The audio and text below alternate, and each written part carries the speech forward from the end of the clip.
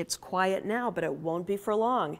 A few days from now, this chamber will be bustling with state senators discussing issues that will affect our lives.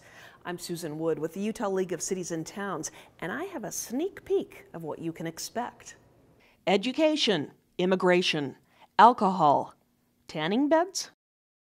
Most are perennial issues on Utah's Capitol Hill. This year, same issues, new twist. Let's talk about alcohol. I'm against it. Senate President Mike Waddoups doesn't mince words on this one. We'll tax it. We'll provide opportunities for it to be available to the citizens. It is a legal product, but there are some goals that we have. Number one, we want to limit the exposure of alcohol to minors. That's an important family value in our state. We want to minimize DUI. Drunk driving exacts a real cost on society through health problems, through hospitalization, through public safety. There's a huge cost to DUI.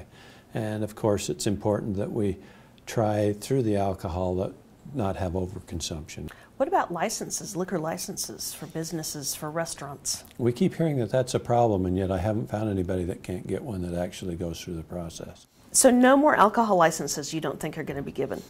I don't see a need. And there's another hot button issue likely to surface again. Immigration. It's always contentious.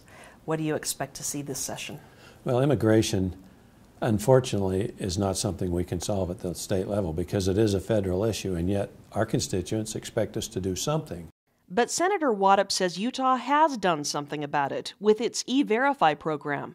In Utah, an employer can be punished for hiring illegals. We need our people to be legal and working and paying taxes into the system. They're receiving benefits while they're here from law enforcement and health care and education, so they need to pay their share, and that comes through the tax system. So they need to be paying taxes.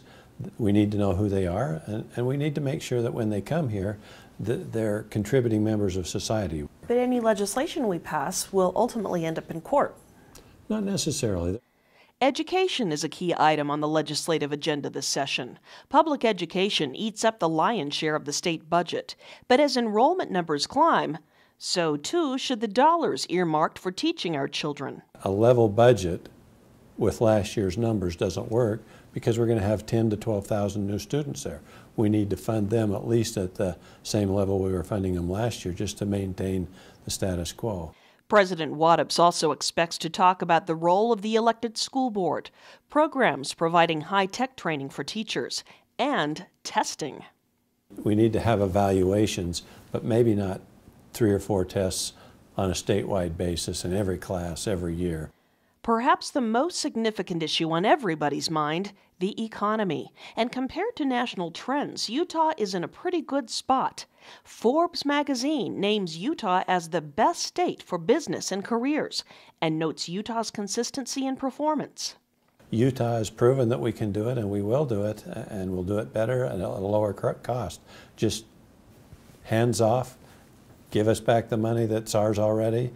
Don't say you have a better way, because Utah is not Maine or Florida or California. We can do it, and we'll set the example for the nation and give you some good ideas. You've got some strong feelings there. I really do, and I think Washington needs to listen.